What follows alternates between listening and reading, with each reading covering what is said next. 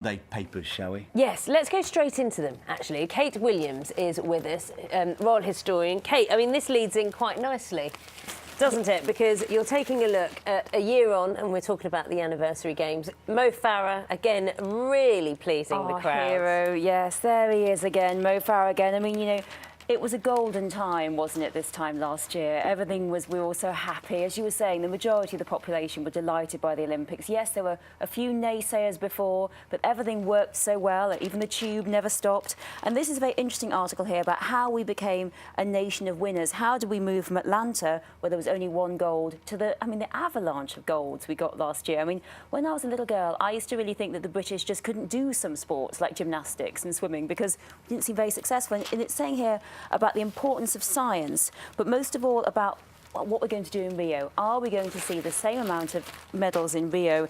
And actually quite a lot of funding. So there was £70 million of funding for Athens, but there's going to be about £283 million of funding for Rio. And it's a very interesting article here saying that we're doing very well in athletics, doing very well in Olympic sports, but actually we're dropping behind in football. So is it that we need a bit more science in the football?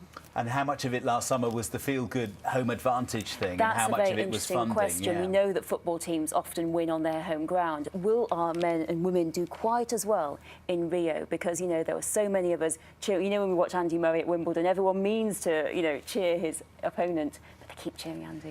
The Independent on Sunday has an interesting story on the front page today, doesn't it? Involving a quarter pounder that costs £250,000. Yes. Discuss. Expensive. This is the Independent's lead story on the front and in the interior, and very interesting. This is the first test tube burger. So this is a burger made in a laboratory with stem cells taken from a cow, and it costs £250,000 because it's a process of a long scientific process made by a professor at Netherlands University.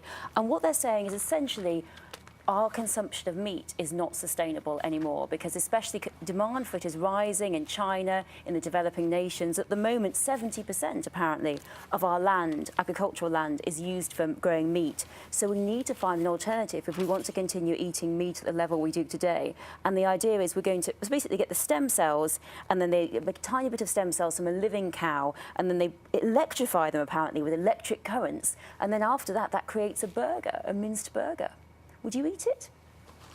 I would. I don't know. Electrify. It sounds like you're sort of heating it up at the same time. Don't I? I don't think it's that simple, but yeah, a solution needs to be found, doesn't it? Well, that's a very interesting question. They've got a very interesting article here with a vegetarian saying, you know, theoretically, they would be quite interested in eating the meat because they're saying a lot of vegetarians love meat, but they don't eat it because of animal welfare. And this is a very different proposition. Yeah. Complete change of subject. Let's take a look at Mugabe, who pictured here at a rally.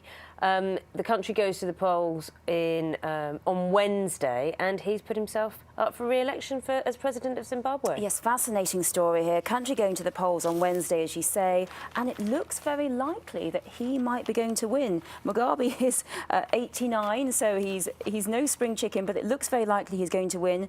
He's going to extend his 33-year rule. So it's not only the fact that he's going to win, yes, he's got control, of course, of the media outlets, but apparently crowds have been turning up to his election rallies as well.